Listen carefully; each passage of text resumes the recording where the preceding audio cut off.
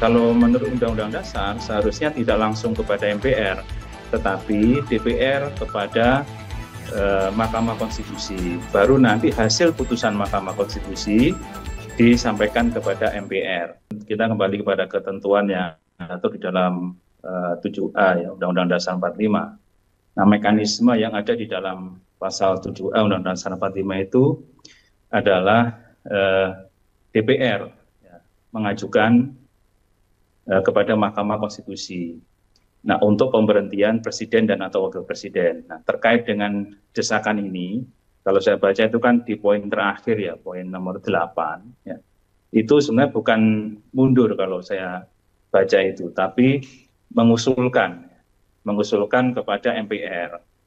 Nah, ini kita perlu luruskan dulu. Kalau menurut Undang-Undang Dasar seharusnya tidak langsung kepada MPR, tetapi DPR kepada Mahkamah Konstitusi. Baru nanti hasil putusan Mahkamah Konstitusi disampaikan kepada MPR. Nah, makanya kalau saya lihat Pak Wiranto dalam keterangan persnya itu menyampaikan bahwa Presiden agak hati-hati di sini karena itu di luar ranah Presiden sebagai kepala pemerintahan dan sebagai Panglima Tinggi TNI begitu. Kenapa? Karena ranah yang ada dalam konstitusi untuk pemberhentian seorang wakil presiden itu adalah melalui usulan dari DPR kepada Mahkamah Konstitusi atas dugaan dua hal. Pertama adalah dugaan pelanggaran hukum, yang kedua adalah dugaan tidak lagi memenuhi syarat sebagai seorang wakil presiden.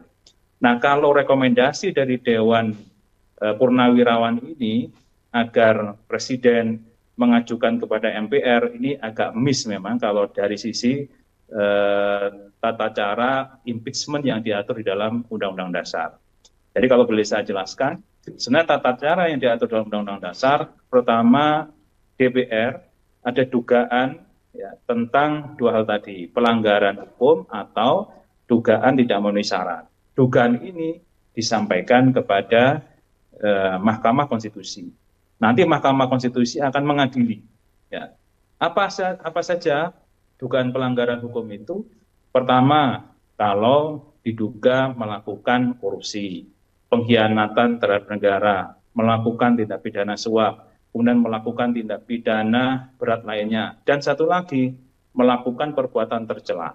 Ini 5 hal yang bisa menjadi faktor seorang wakil presiden diberhentikan atau diimpeach.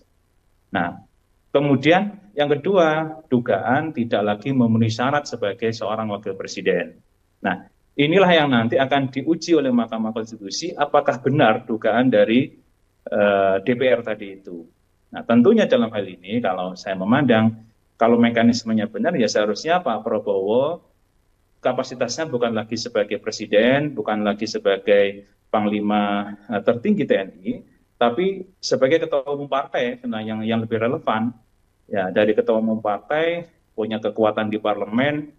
Nah, dari kekuatan di parlemen inilah kalau 2/3 ya dari anggota parlemen nanti hadir dalam sidang dan setuju terhadap usulan untuk impeachment, untuk pemberhentian wakil presiden, baru bisa.